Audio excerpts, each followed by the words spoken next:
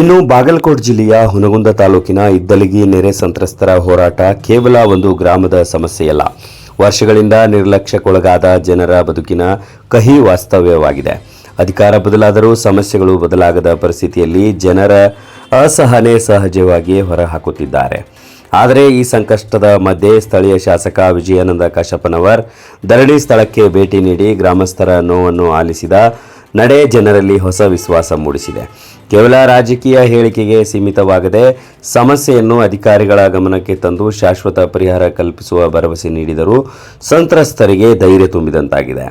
ಜನರ ನಡುವೆ ನಿಂತು ಸಮಸ್ಯೆ ಕೇಳುವ ಜನಪ್ರತಿನಿಧಿಯೇ ನಿಜವಾದ ನಾಯಕ ಎಂಬ ಮಾತಿನಂತೆ ವಿಜಯಾನಂದ ಕಾಶಪ್ಪನವರ್ ಅವರ ಭೇಟಿ ಇದೀಗ ಇದ್ದಲಗಿ ಸಂತ್ರಸ್ತರಲ್ಲಿ ಆಶಾಕಿರಣವಾಗಿ ಮೂಡಿದೆ.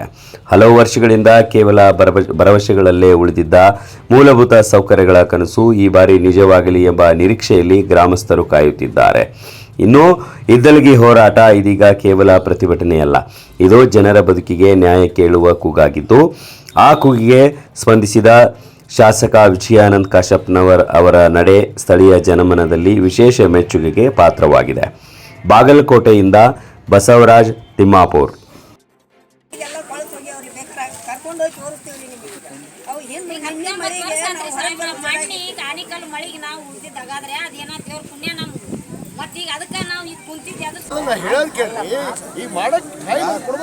ಸ್ವಲ್ಪ ಹಿಂಗೆ ಕುಂತ್ರ ಅಂದ್ರೆ ಸ್ವಲ್ಪ ಟೈಮ್ ಬೇಕಲ್ಲ ಮಾಡಕ್ಕಾರ. ಈಗ ಒಬ್ಬರಾರ ಸಾಹೇಬ್ರು ಎಲ್ಲ ಅಧಿಕಾರಿಗಳು ಬಂದಾರ. ನಮ್ಮ ಹತ್ರ ಎಲ್ಲ ಅಧಿಕಾರಿಗಳು ಬರೋದಕ್ಕೆ ನಾವು ಬಿಟ್ಟಿದ್ದೆ. ಈಗ ಎಲ್ಲರೂ ಬಂದಾರ. ಏನು ನಾವು ಮಾಡಿಕೊಡಕ್ಕೆ ರೆಡಿ ಇದ್ದೀವಿ.